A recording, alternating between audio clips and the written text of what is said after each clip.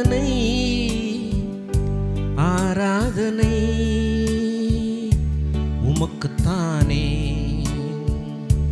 ஆராதனை ஆராதனை ஆராதனை உமக்குத்தானே. உள்ளமும் ஏங்கிடுதே, உணர்வுகளும் துடிக்குதே, உம்முகத்தை பார்க்கணும், உம்மோடு இணையணும். உள்ளமும் ஏங்கிடுதே, உணர்வுகளும் துடிக்குதே, உம்முகத்தை பார்க்கணும், உம்மோடு இணையணும். ஆராதனை ஆராதனை ஆராதனை உமக்குத்தானே. என் ஆசை நீதானே, நீரின்றி நான் இல்லை. உம் அன்பை விட்டு நானும் எங்கு செல்ல கூடுமோ? என் ஆசை நீதானே, நீரின்றி நான் இல்லை. உம் அன்பை விட்டு நானும் எங்கு செல்ல கூடுமோ? நீரே என் நம்பிக்கை, நீரே என் ஆதரவு, நீரே என் நம்பிக்கை, நீரே என் ஆதரவு. உம் சமூகமே போதும், அதுவே என் ஆனந்தம், அதுவே என் ஆனந்தம். உள்ளமும் ஏங்கிடுதே, உணர்வுகளும் துடிக்குதே, உம்முகத்தை பார்க்கணும், உம்மோடு இணையணும். உள்ளமும் ஏங்கிடுதே, உணர்வுகளும் துடிக்குதே, உம்முகத்தை பார்க்கணும், உம்மோடு இணையணும். ஆராதனை ஆராதனை ஆராதனை உமக்குத்தானே. ஒரு முறை பாடுவோமா? ஆராதனை ஓஹோ ஆராதனை ஆராதனை உமக்குத்தானே. நீ செய்த நன்மைகளை நினைத்து பார்க்கிறேன், ஒவ்வொன்றும் ஒரு விதம் ருசித்து மகிழ்கிறேன். நீ செய்த நன்மைகளை நினைத்து பார்க்கிறேன், ஒவ்வொன்றும் ஒரு விதம் ருசித்து மகிழ்கிறேன். எல்லாம் மறக்கணும், உம்மையே நினைக்கணும். எல்லாம் மறக்கணும், உம்மையே நினைக்கணும். உம் சித்தம் செய்யணும், இன்னும் உம்மை நெருங்கணும். உம் சித்தம் செய்யணும், இன்னும் உம்மை நெருங்கணும், இன்னும் உம்மை நெருங்கணும். உள்ளமும் எங்கிடுதே, உணர்வுகளும் துடிக்குதே, உம்முகத்தை பார்க்கணும், உம்மோடு இணையணும். உள்ளமும் எங்கிடுதே, உணர்வுகளும் துடிக்குதே, உம்முகத்தை பார்க்கணும், உம்மோடு இணையணும். அல்லேலூயா அல்லேலூயா அல்லேலூயா அல்லேலூயா. ஆராதனை ஆராதனை ஆராதனை ஆராதனை உமக்குத்தானே.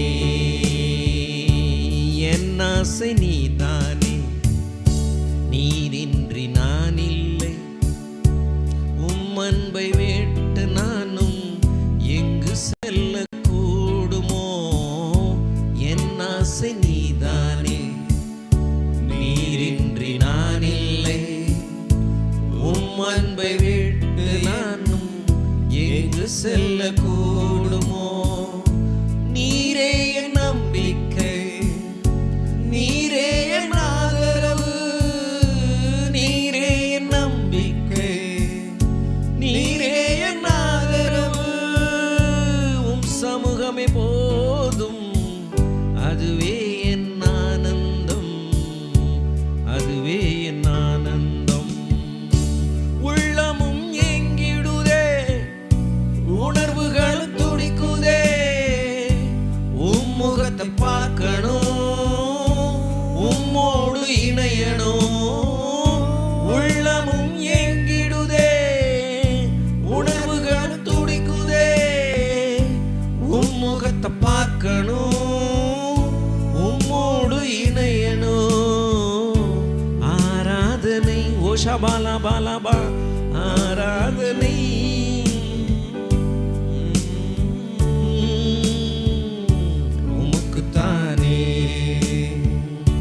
உயிர் கொண்டேன் உம்மாலே, உம்மாலே வாழ்கின்றேன். நீ தந்த வாழ்வதனை உமக்கே தருகின்றேன். கொண்டேன் உம்மாலே, உம்மாலே வாழ்கின்றேன். நீ தந்த வாழ்வதனை உமக்கே தருகின்றேன். என்னை வணிந்திடுமே, உமக்கே பயன்படுத்தும். என்னை வணிந்திடுமே, உமக்கே பயன்படுத்தும். என் மூச்சு தீரும்போது உம்மடியில் சாயனுமே, உம்மடியில் சாயனுமே. உள்ளமும் ஏங்கிடுதே, உணர்வுகளும் துடிக்குதே, உம்முகத்தை பார்க்கணும், உம்மோடு இணையணும். உள்ளமும் ஏங்கிடுதே, உணர்வுகளும் துடிக்குதே, உம்முகத்தை பார்க்கணும், உம்மோடு இணையணும். ஆராதனை ஆராதனை ஆராதனை உமக்கேதானே. ஒருமுறை உயிர் கொண்டேன் உம்மாலே, உம்மாலே வாழ்கின்றேன். நீ தந்த வாழ்வதனை உமக்கே தருகின்றேன். உயிர் கொண்டேன் உம்மாலே, உம்மாலே வாழ்கின்றேன். நீ தந்த வாழ்வதனை உமக்கே தருகின்றேன்.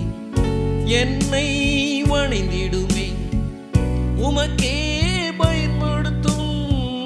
என்னை வணிந்திடுமே, உமக்கே பயன்படுத்தும். என் மூச்சு தீரும்போது உம்மடியில் சாயனுமே. என் மூச்சு தீரும்போது உம்மடியில் சாயனுமே, உம்மடியில் சாயனுமே, உம்மடியில் சாயனுமே, உம்மடியில் சாயனுமே.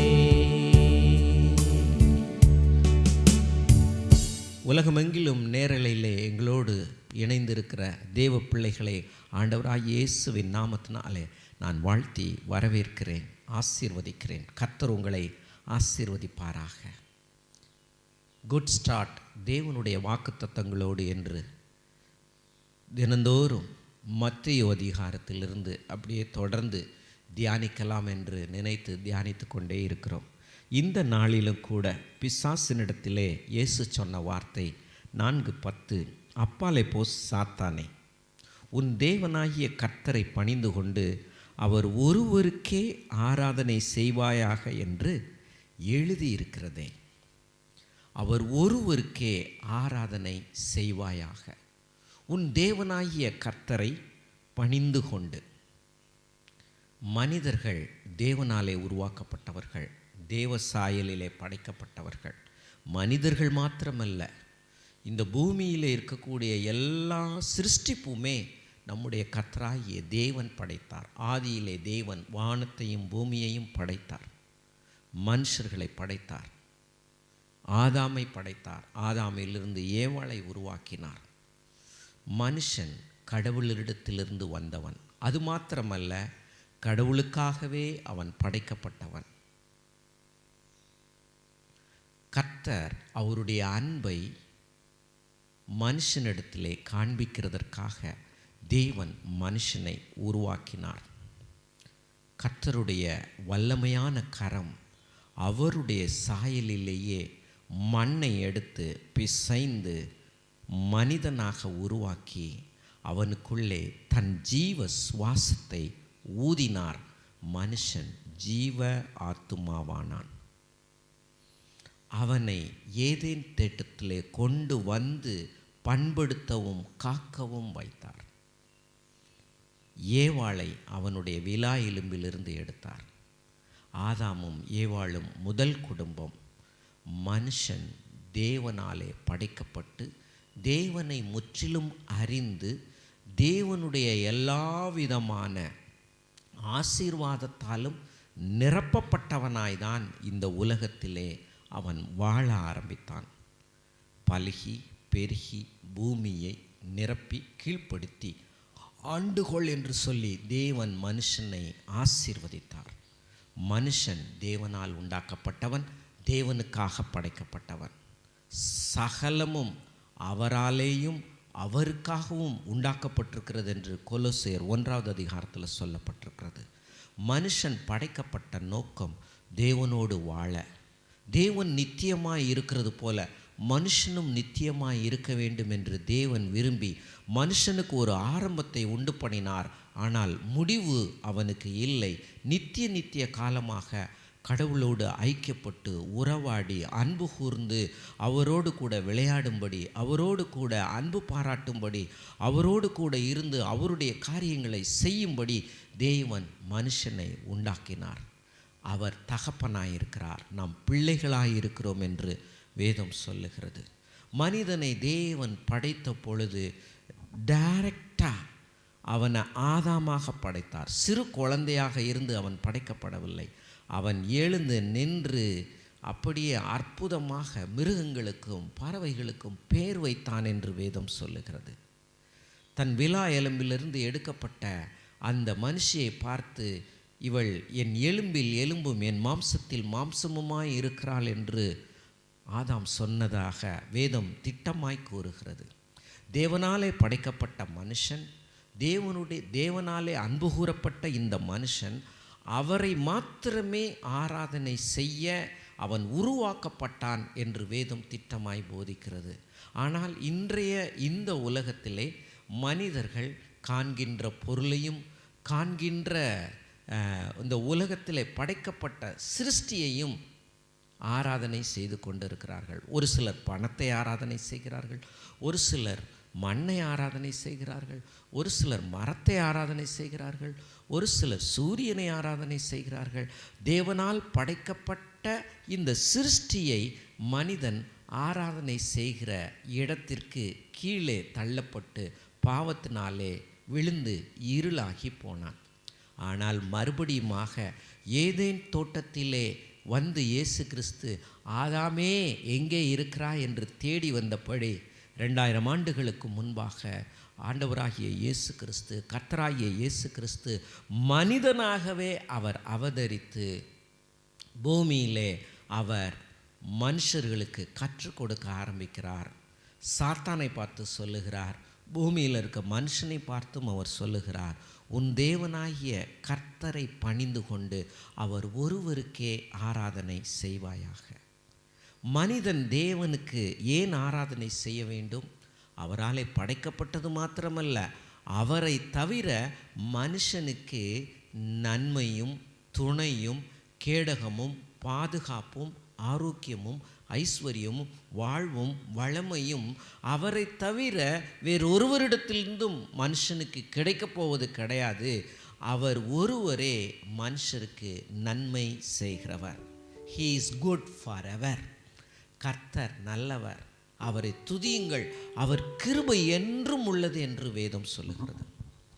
ஆராதனையினாலே, அவரை ஆராதிப்பதினாலே, அவரை தொழுது கொள்ளுகிறதினாலே, அவருடைய நாமத்தை எப்பொழுதும் வாயிலே உச்சரித்து அவருக்கு பயந்து அவர் வழிகளிலே நடக்கும்படி நம்மை ஒப்பு கொடுக்கிறதுனாலே வேதம் சொல்லுகிறது நன்மை மாத்திரமே உண்டாகும் என்று வேதம் சொல்லுகிறது.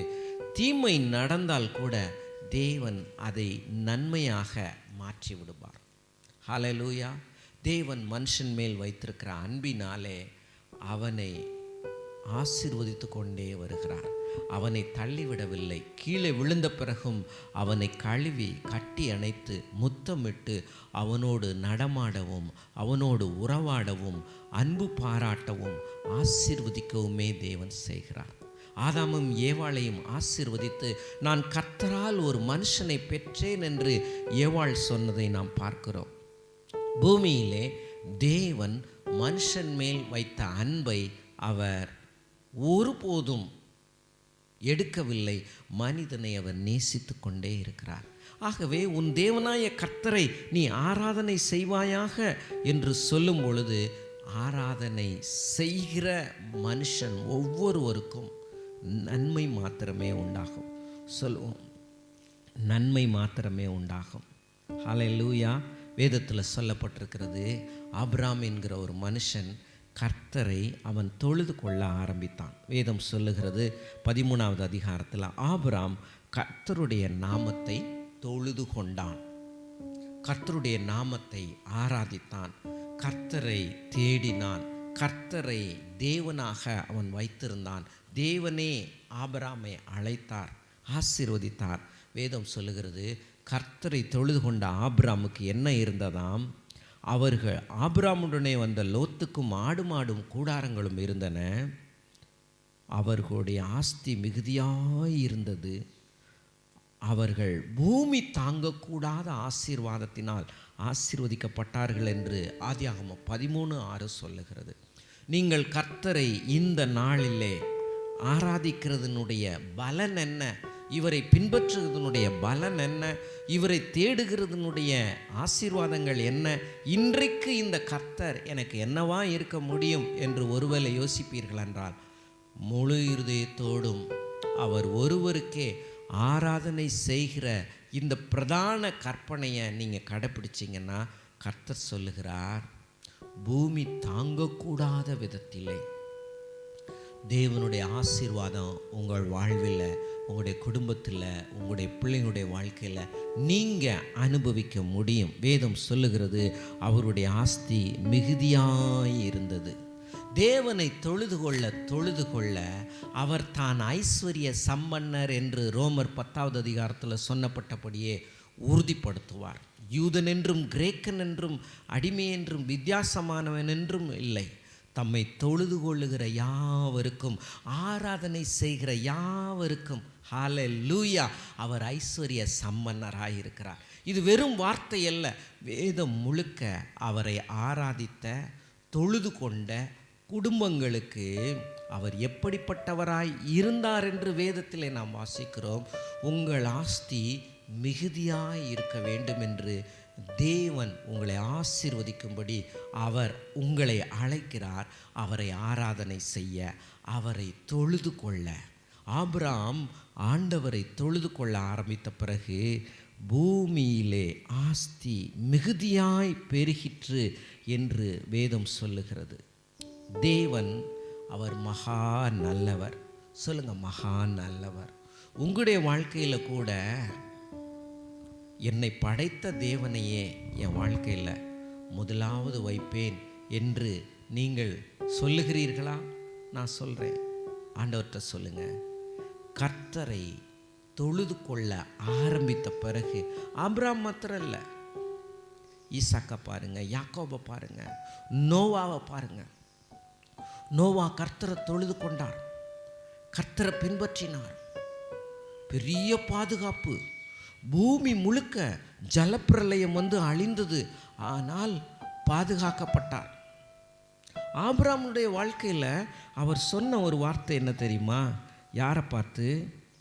ஆபிரகாமை பார்த்து வேதம் சொல்லுகிறது, ஆபிரகாமே நீ பயப்படாதே, நான் உனக்கு கேடகமும் உனக்கு மகா பெரிய பலனுமாய் இருக்கிறேன். கர்த்தரை தொழுது கொள்ளுகிற பிள்ளைகளுக்கு அவர் நீ பயப்படாதே, நான் உனக்கு கேடகம். உங்களுடைய தொழிலுக்கு, உங்களுடைய குடும்ப வாழ்க்கைக்கு, உங்களுடைய பிள்ளைகளுடைய வாழ்க்கைக்கு நான் சொல்லுகிறேன், அவர் கேடகம். வெறும் கேடகம் இல்லை, மகா பெரிய கேடகம், மகா பெரிய பலன். தொழுது கொள்ளுகிற ஒவ்வொருவருக்கும் அவர் துணை நின்று சொல்லுகிற ஒரு வார்த்தை, நீ பயப்படாதே, நான் உனக்கு மகா பெரிய பலனாயிருக்கிறேன், கேடகமாயிருக்கிறேன். அவர் உங்களுக்கு கேடகமாக இருக்க, மகா பெரிய பலனாயிருக்க, ஒவ்வொரு நாளும் உயிர் கொண்டேன் உம்மாலே வாழ்கின்றேன், நீர் தந்த வாழ்வதனை உமக்கே தருகின்றேன். அப்படி ஆராதிப்போமா? உயிர் கொண்டேன் உம்மாலே வாழ்கின்றேன், நீர் தந்த வாழ்வதனை உமக்கே தருகின்றேன். என்னை வணைந்திடுமே, உமக்கே பயன்படுத்தும். என்னை வணைந்திடுமே, உமக்கே பயன்படுத்தும். என் மூச்சு தீரும்போது உம்மடியில் சாயனுமே. என் மூச்சு தீரும்போது உம்மடியில் சாயனுமே, உம்மடியில் சாயனுமே. உள்ளமும் எங்கிடுதே ஆராதிக்க, உணர்வுகளும் துடிக்குதே தேட உம் முகத்தை பார்க்கணும், உம்மோடு இணையணும். உள்ளமும் எங்கிடுதே, உணர்வுகளும் துடிக்குதே, உம் முகத்தை பார்க்கணும், உம்மோடு இணையணும். ஆராதனை, ஓ ஆராதனை, ஆராதனை உமக்கேதானே. ஆஸ்திய முத்திரம் பெருக பண்ணுகிறவர் அல்ல. ஒரு நேரத்தில் ஆபிரகாமுக்கு விரோதமாய் ஒரு சில ராஜாக்கள் எழும்பி அவன் குடும்பத்தை ரெண்டாக பிரிக்கணும்னு சொல்லி மனைவியை கூட கூட்டிகிட்டு போனாங்க. ஆனால் கர்த்தர் தன்னுடைய கட்டுப்பாட்டிலே ஆபிரகாமையும் சாராளையும் வைத்துக்கொண்டு அவனுக்கு விரோதமாய் வந்த சக்திகளுக்கு வாதைகளாலே அவர்களை வாதித்து, என் மகன் அவன் தீர்க்கதரிசி, அவன் உனக்காக ஜெபம் பண்ணாதான் உன் வாழ்க்கையில் மாற்றமே வரும், உனக்கு பிள்ளைகளே பிறப்பாங்க, தொடாத, என் பிள்ளைய தொடாத. ஆபிரகாமுக்கு விரோதமாய் வந்த எல்லா சக்திகளையும் தேவன் பொறுப்படுத்தி கொண்டு அங்கே ஒரு பெரிய பாதுகாவலை கொடுத்தார். கர்த்தரை ஆராதிக்க ஆராதிக்க உங்களுக்கு மிகுந்த பாதுகாவல். 5 ராஜாக்களை ஆபிரகாம் ஜெயித்தார் என்று வேதத்திலே வாசிக்கிறோம். தேவன் யாரெல்லாம் அவரை தொழுது கொள்ளுகிறார்களோ, அவர் ஒருவருக்கே அவரை ஆராதனை செய்கிறார்களோ, அவர்களை சுற்றி, அவருடைய தொழிலை சுற்றி, வேலைகளை சுற்றி பெருக பண்ணும்படி அவர் கூட இருந்து நிச்சயமாக இப்படியே பாட வைப்பார். நீ செய்த நன்மைகளை நினைத்து பார்க்கிறேன், ஒவ்வொன்றும் ஒரு விதம் ருசித்து மகிழ்கின்றேன். நீ செய்த நன்மைகளை, நீங்க தேடுற வேலை, நீங்க எதிர்பார்க்கிற சம்பளம், அல்லது கர்த்தர் உங்களை புதிய தொழில் ஆரம்பிக்க சொல்லி உங்களை உந்தி தள்ளி புதிய ஐடியாவை அவர் கொடுத்து உங்களை உயர்த்த போறாரு. எப்ப? அப்படியே ஆராதிக்கும் போது ஒரு விதம் ருசித்து மகிழ்கிறேன். ஓ, நீ செய்த நன்மைகளை எல்லாரும் பாடுவோமா? நினைத்து பார்க்கிறேன், ஒவ்வொன்றும் ஒரு விதம் ருசித்து மகிழ்கின்றேன். எல்லாம் மறக்கணும், உம்மையே நினைக்கணும். எல்லாம் மறக்கணும், உம்மையே நினைக்கணும். சித்தம் செய்யணும், இன்னும் உம்மை ஆராதிக்கணும். சித்தம் செய்யணும், இன்னும் உம்மை ஆராதிக்கணும், இன்னும் உம்மை ஆராதிக்கணும். உள்ளமும் எங்கிடுதே துதிக்க, உணர்வுகளும் துடிக்குதே தேடுதே உம் முகத்தை பார்க்கணும், கொடு இணையணும். உள்ளமும் எங்கிடுதே, உணர்வுகளும் துடிக்குதே உம் பார்க்கணும், உம்மோடு இணையணும். ஆராதனை ஆராதனை ஆராதனை உமக்கேதானே. ஆபிரகாம் கர்த்தரை தொழுது கொண்டு அவரோடு ஐக்கியப்பட்டு அவருடைய அன்பை புரிந்த பிறகு, யாரு என்னை ஆசீர்வதிச்சேன்னு எவனும் சொல்ல வேணாம். யுத்தத்தில் என்னோட கூட வந்தவங்களுக்கு அந்த பொருள்களை பங்கிட்டு கொடுங்க. ஆபிரகாமை ஐஸ்வர்யவன் ஆக்கினேன் என்று நீ சொல்லாதபடிக்கு கர்த்தர் மாத்திரமே என்னை ஐஸ்வர்யவன் ஆக்கினார், ஆரோக்கியப்படுத்தினார், பலப்படுத்தினார், சமாதானம் தந்தார், விடுதலை தந்தார், சிறையிருப்பை மாற்றி போட்டார், நஷ்டத்தை லாபமாய் மாற்றினார், என் குடும்பத்தை தூக்கினார் என்று கர்த்தர் மாத்திரமே செய்தார் என்று சொல்லத்தக்கதாக தேவன் அவங்களுடைய வாழ்க்கையை ஆசீர்வதித்த மாதிரி உங்களுடைய வாழ்க்கையும் அவர் ஆசீர்வதிக்க வல்லவராயிருக்கிறார். நம் கண்களை மூடி ஜெபிப்போமா? அன்பின் தகப்பனே, கர்த்தராகிய இயேசுவின் நாமத்தினாலே உன் தேவனாய கர்த்தர் ஒருவருக்கே ஆராதனை செய்வாயாக. முழு இருதயத்தோடும் முழு மனதோடும் முழு பலத்தோடும் உள்ளே இருக்கக்கூடிய மனசாட்சியில் ஆண்டவரே கர்த்தரை மாத்திரம் தேடி அவரை உள்ளத்திலே வைத்து அந்த வெற்றிடத்தை நிரப்பி அவராலேயும் அவருக்காகவும் உண்டாக்கப்பட்ட நாங்கள் என்கிற வெளிப்பாட்டிலே நடக்க எங்கள் ஒவ்வொருவருக்கும் கிருபை தருவீராக. நீரே துணையானவர், நீரே கேடகமானவர், நீரே மகா பெரிய பலனுமாயிருக்கிறீர் என்று உணர்ந்து ஒவ்வொரு நாளும் ஆராதித்து ஆண்டவரே குட் ஸ்டார்ட் பண்ண வாழ்க்கையில் எல்லா காரியங்களிலும் ஜெயம் எடுக்க நீர் கிருபை தருகிறீர். இந்த நேரலையில் பார்க்கிற யூடியூப்பில் பார்க்கிற ஒவ்வொரு கர்த்தருடைய பிள்ளைகளுக்கும் நீர் அப்படி செய்கிறீர். அதற்காக உமக்கு நன்றி. அவருடைய எண்ணங்கள் ஏக்கங்கள் நிறைவேறுகிறது. உம்மை தொழுது கொள்ள ஆரம்பித்த பிறகு அவர்களுக்கு நடக்கிற ஆசீர்வாதங்களை ஒவ்வொன்றா எண்ணி பார்த்து ஆராதனை ஆராதனை என்று சொல்லி உம்மை துதிக்க, துதியிலே முடிய நீர் கிருபை தருவீராக. இயேசுவின் நாமத்தில் பிதாவே, ஆமென். நீங்கள் ஆசீர்வதிக்கப்பட்டவர்கள். நீர் செய்த நன்மைகளை நினைத்து பார்க்கிறே, ஒவ்வொன்றும் ஒரு விதம் ருசித்து மகிழ்கின்றே. நீர் செய்த நன்மைகளை நினைத்து பார்க்கிறே, ஒவ்வொன்றும் ஒரு விதம் ருசித்து மகிழ்கின்றேன். எல்லாம் மறக்கணும், உம்மையே நினைக்கணும். எல்லாம் மறக்கணும், உம்மையே நினைக்கணும். சித்தம் செய்யணும், இன்னும் உம்மை நெருங்கணும். சித்தம் செய்யணும், இன்னும் உம்மை நெருங்கணும். நீரே என் நம்பிக்கை, நீரே என் ஆதரவு. நீரே என் நம்பிக்கை, நீரே என் ஆதரவு. உம் சமூகமே போதும், அதுவே